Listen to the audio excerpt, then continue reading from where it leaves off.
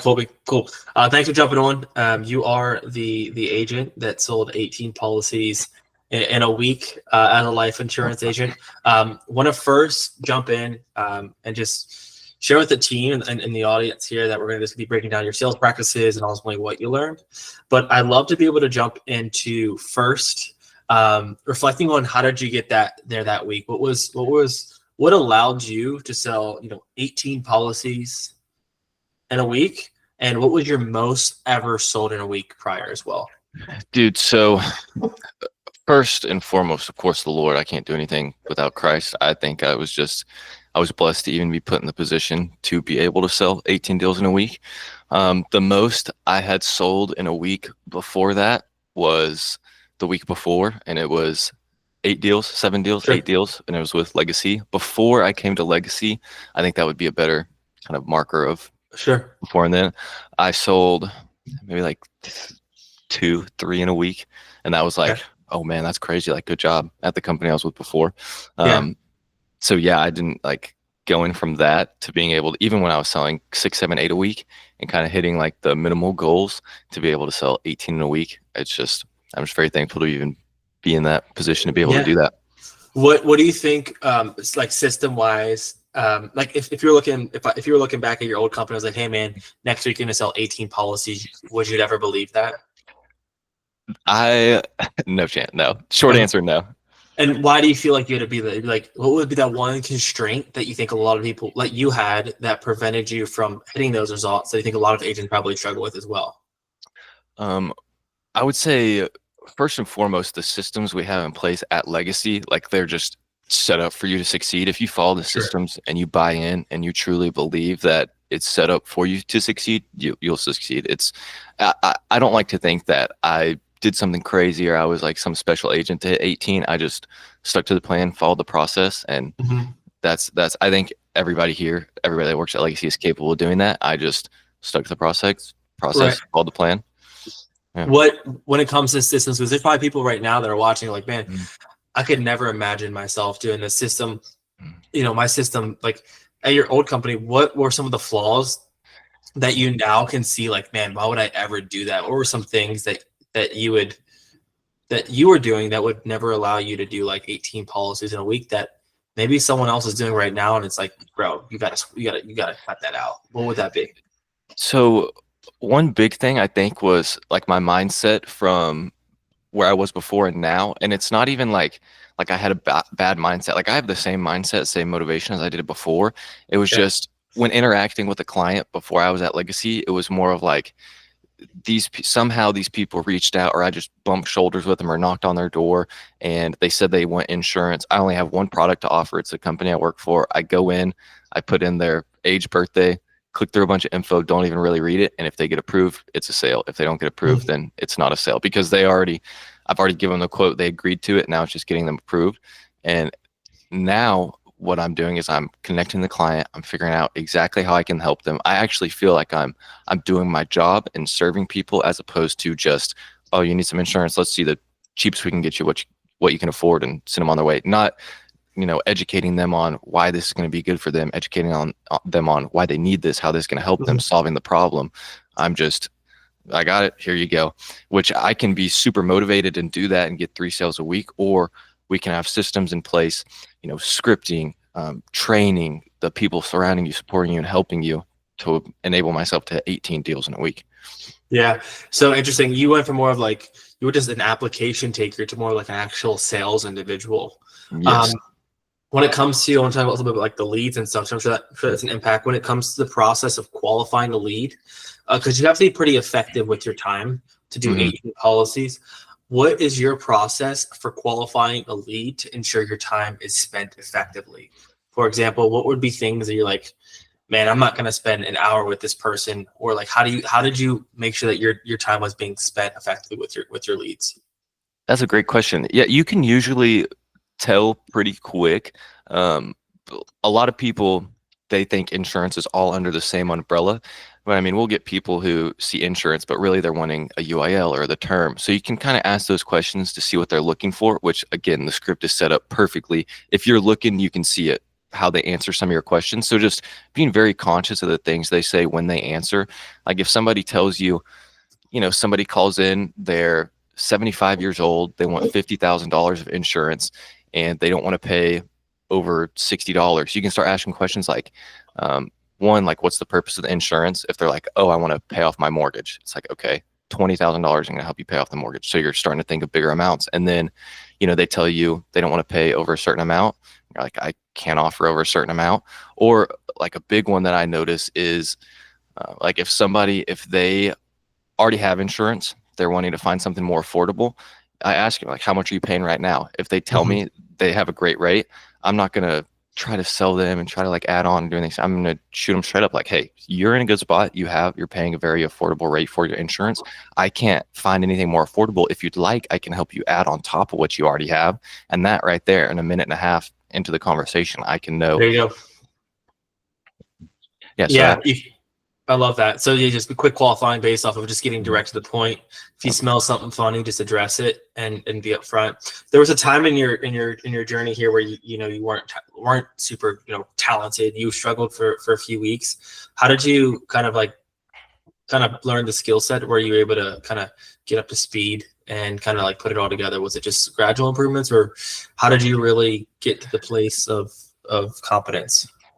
Dude, I think it was not necessarily like learning a bunch of new stuff or like making a bunch of big changes. It was more of a perspective change for me when, I think it kind of just clicked in my head one day. Like these people, they're talking to, 10 insurance agents a week. Every single insurance agent they talk to is trying to be some like salesy, like sales killer, just trying to get them the policy and put it in place and blah, blah, blah. When you come to these people, when you're a real human being, when you can stutter and make an error and laugh about it and connect to these people and get emotional with them. And, insurance is not something fun that people want to talk about. Nobody wants to talk about what their wife is going to do when they die. But when you can come to them on a human level and understand their problem and frame it frame it to where it's like, yes, this is an issue. This is something that hits the heartstrings. I'm here to help you. This doesn't have to be a sad thing. We can make it a happy thing because you are taking care of your family.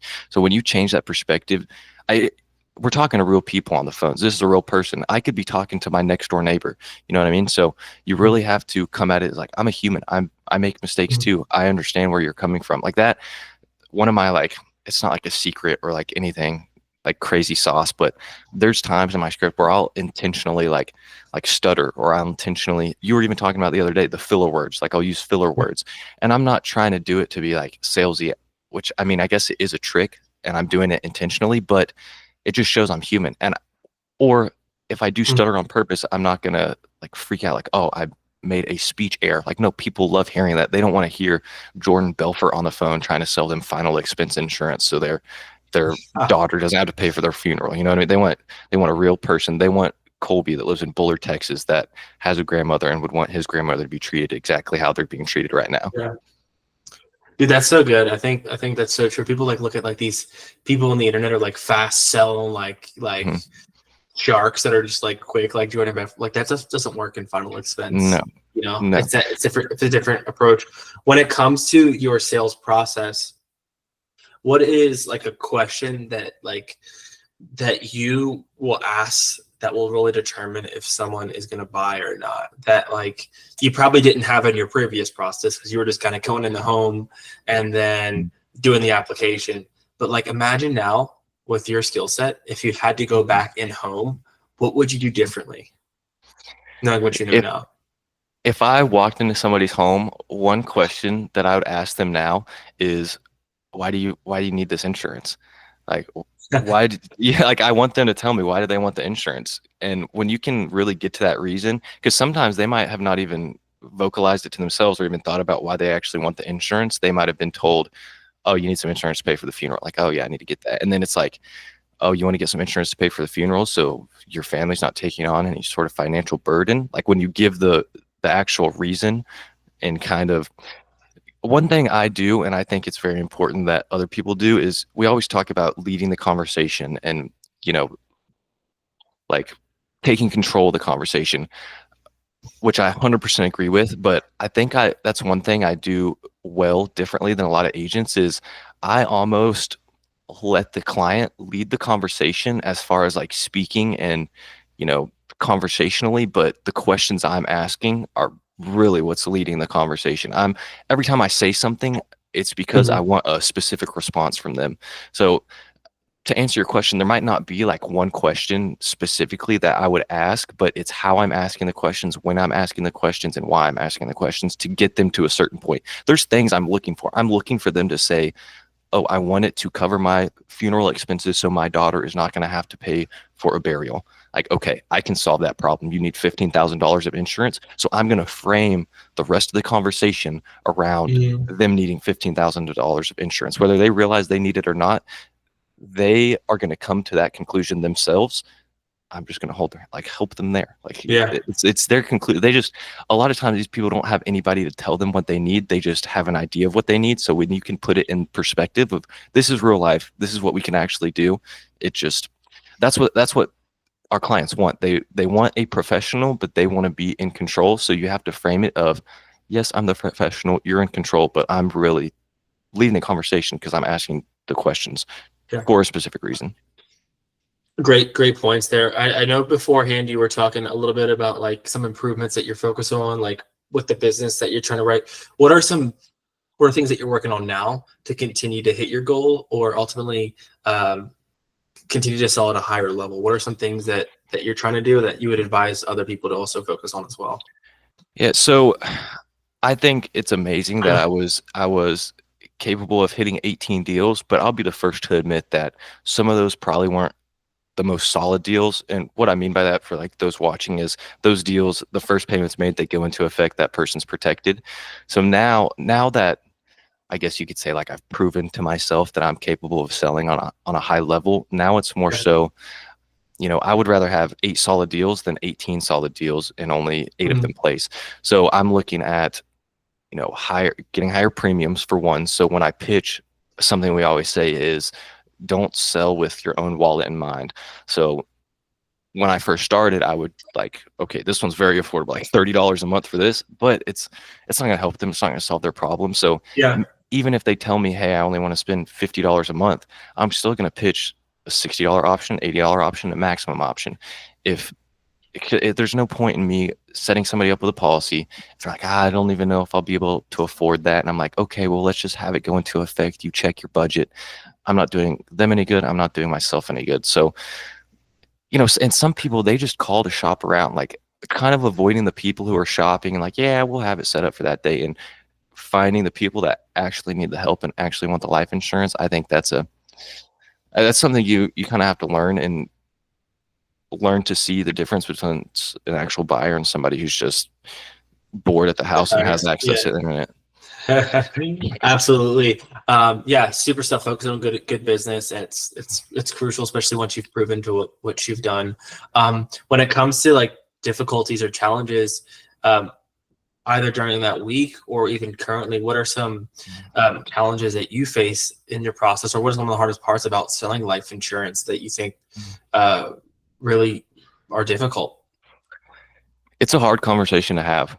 It's a hard conversation to have with these people, especially. I mean, a lot of our clients, they're not in the best health. They've put this off. They've waited too long. So I'll talk to a lot of people who are 70 years old. They have a laundry list of medical conditions. A lot of them terminal. They know they're not going to live very long. The last thing they want to do is sit on the phone with some guy who's telling them you're going to have a big problem if this isn't taken care of when you do pass away, which obviously that's not how I'm framing. I'm not framing as you're going to have a big problem, but Sure. it is a problem. I mean, there's so many times when I first started working here, 2 weeks in, I saw a guy standing on the side of the road. He had a sign in his hands that said, my daughter just died. I'm 80 years old, have no money for final expenses. I mean, it's a, it's just a tough, I mean, I think a lot of guys probably wouldn't say this. I would say I'm a pretty emotional guy. And so Sure. honestly, one of the hardest parts for me is like being in the conversation and asking those hard questions. I mean, because I mean, you'll have Miss Betty, she'll cry. Mr. Richard, he'll get upset. I mean, when you ask a 75-year-old lady who has no insurance coverage, who she's doing kidney dialysis 4 times a week, when you ask her, "Hey, do you Miss Betty, be honest with me. Do you think that your son is going to be able to pay $15,000 come out of pocket for your funeral expenses? She's not, obviously, that's not a conversation she wants to have. So Yeah. I mean, it's not, selling isn't the hardest part or like getting I think one of the hardest parts is it's kind of like an emotional roller coaster. Like every single day you're going through these tough conversations with these people. But I love the job because those people who really need our help are helping. And those people, their families aren't going to go into debt. Their family, it's just, which of course, a lot of people watching know, but Yeah. insurance gets a bad rep, but there are people out there who we are helping. And I sleep well at night knowing that. That's a good thing. Yeah, it is an emotional roller coaster, the ups and downs. How do you manage to stay consistent through, I think, the ups and downs of the business too? Some days you could have 4 deals, you could have 1 deal. Mhm. What's your constant, like, how do you kind of push through? Because what was the most that you sold during that week? Maybe 5 in a day, 4 in a day? Yeah, I think it was five in a day. 5. I just know everything in life is cyclical, so it moves like it's a flow. So with everything there's highs and with everything there's lows. And so one perspective I love carrying with me, which I've done this before I even got into insurance, is you have to enjoy the lows in this cycle so you can enjoy the highs. You won't have this high up here without the low. I would never appreciate being able to sell 18 policies in a week if I never went 2 weeks with 1 deal. You know what I mean? So Yeah. it's just being in the moment, even when it's a bad week, enjoying the parts of the bad week. I mean, you can laugh about it. We have a great team. You can talk about, oh man, that call was just so hard. I made 400 dials today. I've talked to one person and they're going to be there hyping you up, bumping shoulders. Then when you're at 18 deals a week, when you're closing 5, it's like, man, I just closed 5 deals. That's amazing. You got to keep the same energy, whatever position you're in, high or low. That was true though. You actually went 2 weeks here with 1 sale. I think my first week here, I didn't. I made a sale my second day, and then went a week without getting a sale. Yeah, that's pretty crazy. Yeah, that did happen. You just had to keep putting in the reps. And did you think that you could, looking back, like have some of the results that you're having now, or has just kind of been a surprise for you? No, I don't say this like to be like that guy. I knew I was going to be able to have weeks like this, which even if you talk to like my sales manager or some other people on the team, like I said, just like, wait on, like, give me a minute, give me another week, like, give me some time. Yeah. It's going to happen. It's just, there were some things I had to click in my brain that really kind of just were able to help me take that step forward. I knew, like, I knew what I'm capable of. I've been doing sales a long time and I've had really great weeks at other companies, which that's not to say like this. It's hard to get 18 sales in a week for insurance. That is a tough thing. And I am very like, proud. I don't want to say proud of myself, but I am proud of myself for being able to do that. But I pray about it a lot. And like, I knew I'm capable of it. So I knew it was coming. It might have been a year, it might have been 2 weeks, but I knew it was coming. Absolutely. Yeah, man.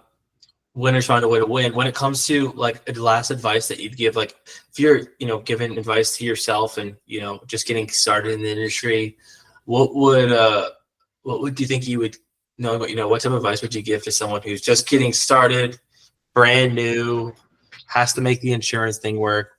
How would you help them? What would you share? I think there's a quote, I can't remember who says it, but I remind myself of this a lot, especially when beginning new things.